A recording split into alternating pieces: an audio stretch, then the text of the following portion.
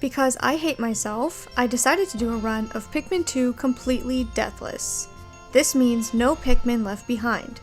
If a Pikmin dies, I have to restart whatever I was doing.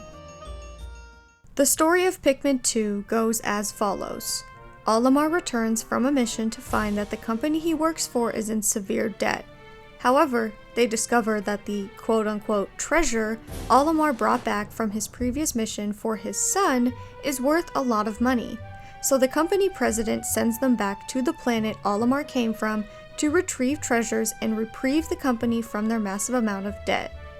The ultimate goal is to find as many treasures as possible with your Pikmin and not let any of them die to the enemies and bosses that riddle the planet and protect the treasures we are after. On day 1, we have a questionable landing on the planet, and Louie ends up falling off the ship.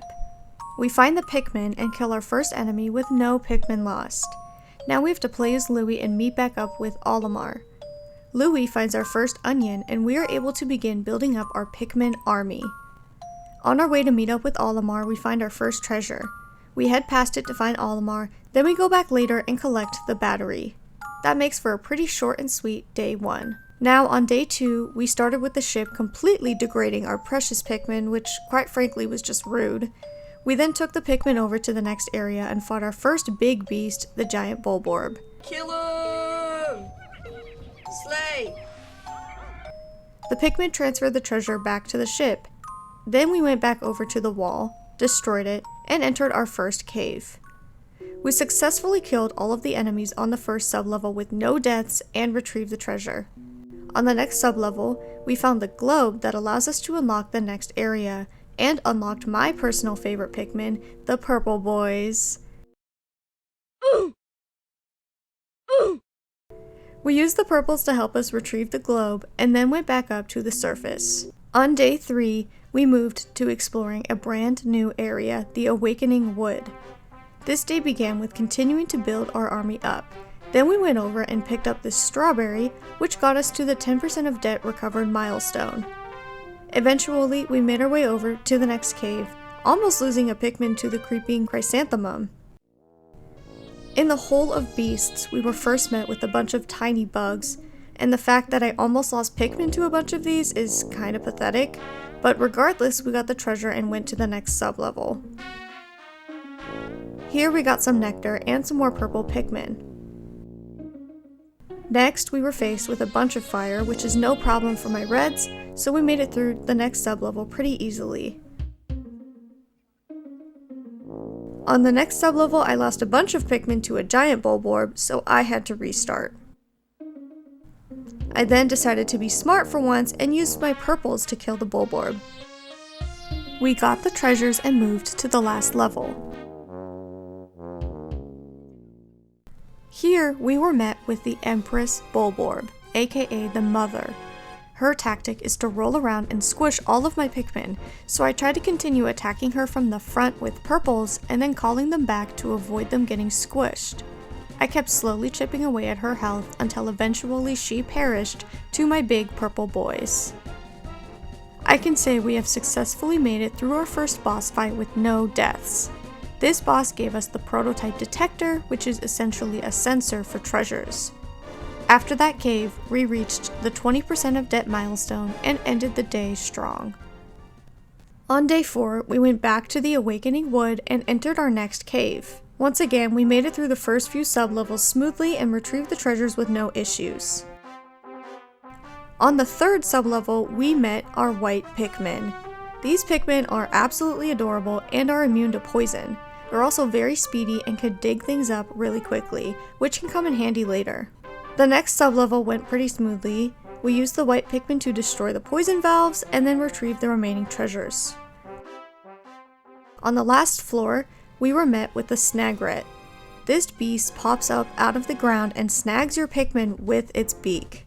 My strategy was to try and throw the Pikmin onto its beak before it fully came up out of the ground and avoid the Snagret's beak at all costs.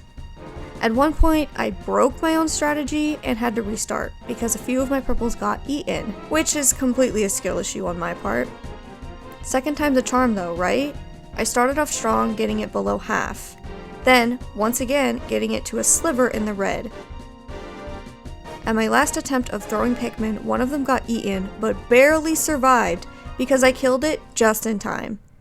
But that poor Pikmin will live with the trauma of being in a Snaggert's beak forever. Alas, we survived the boss with no deaths and were able to bring back the head as a prize. Also, I discovered here that you can make Olimar take a nap and the Pikmin will return him to the ship, which I thought was pretty funny. With that, we made it through another cave unscathed.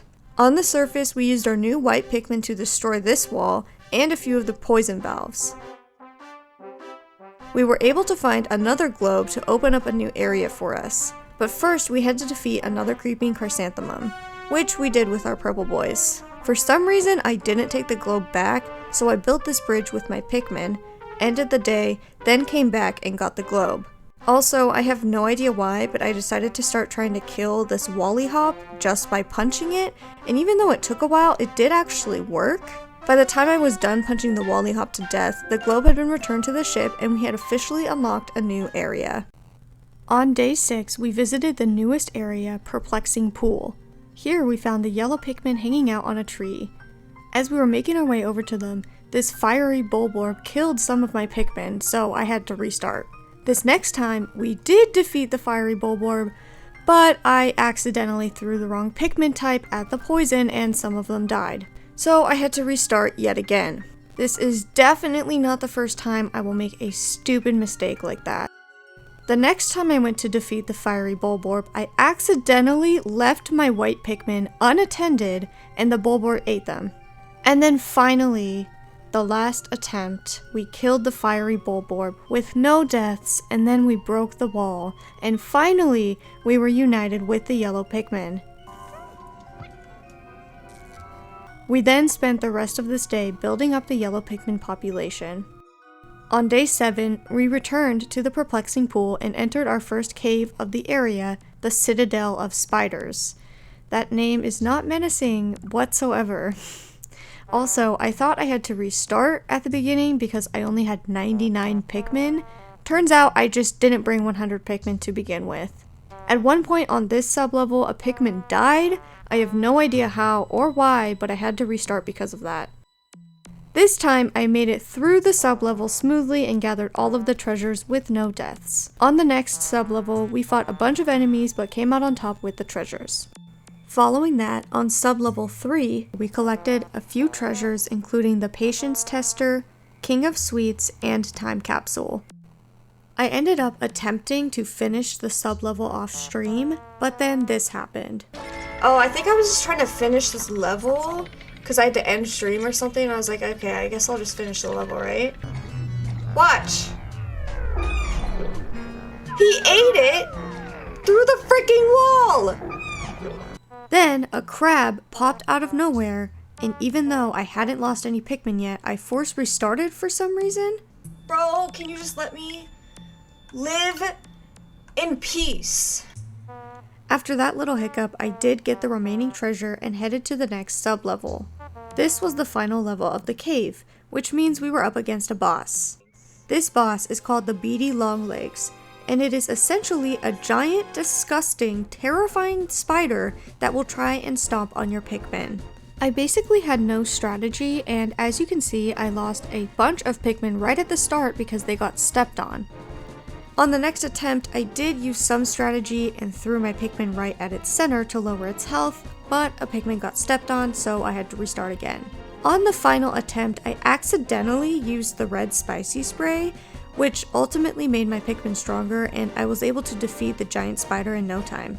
This boss dropped a key, so we returned it to the ship, which deemed it useless for now. We got the final treasure of the cave, which was this beautiful diamond. And once we did that, we returned to the surface, once again, completely unscathed. However, I stupidly missed a treasure, so I had to go back in and redo the entire cave. The first few sublevels were fine, then on the third sublevel, we found the treasure that we were missing. But then on sublevel 4, I lost a Pikmin, so there goes another restart. Eventually, I make it back to the final sublevel, and thankfully, I do not have to face the boss again, so I just left. With the remaining time in the day, I used my yellows to break this gate. Then we entered the next cave, Glutton's kitchen. Upon first entering, I lost a Pikmin right away because a Bulborb ate it. On the second attempt, I killed all of the Bulborbs smoothly and was able to retrieve the treasure. On sublevel 2, we finally met the adorable bread bugs. These things are practically harmless, but they are hiding treasures in their homes, aka the little holes surrounded by leaves. I did have to restart at the beginning because one of my white Pikmin got eaten by this bug, and I will admit it took me way longer than it should have to figure out how to get the bread bug to give me the treasure that I needed. I even tried negotiating a deal with the bread bug. Excuse me, sir. Hello, I hope you're doing well, and I hope that I am not bothering you. I was just wondering if you have had a nice day. And also, I don't mean to solicit, but could you please get the treasure from your nest so that I can leave?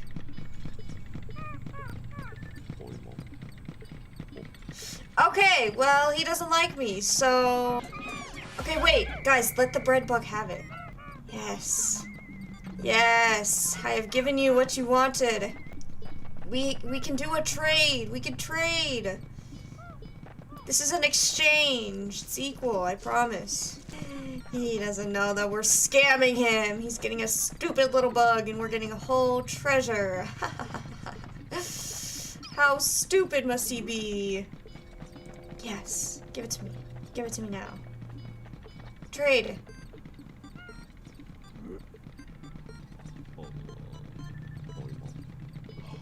That obviously didn't work, so I retrieved the other treasure. Then eventually my chat had to tell me what had to happen to the bread bugs in order for me to get their treasure.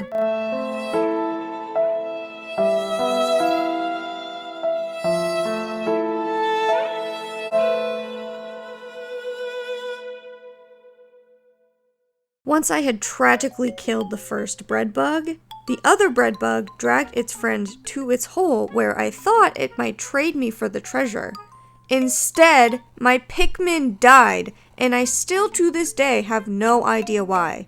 I restarted the entire sublevel, eventually killing the bread bug and finally getting my treasure. On sublevel 3, I had to fight a bunch of electric bugs, but my Pikmin made it out alive, and we gathered all of the treasures with ease. On sublevel 4, I did have a restart, though I don't have footage of it because I had a #ProStreamer moment and forgot to switch my scene back. Thank you. What the? Oh no! No! Oh my god. What is happening? What? Okay, I've accepted the loss. I've accepted the loss. I've taken the L. I was not expecting that.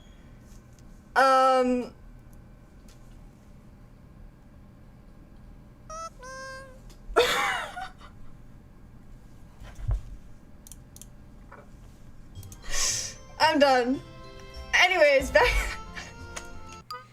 I then immediately had another restart because of this Bulborb, and then another one, and another one, and another one.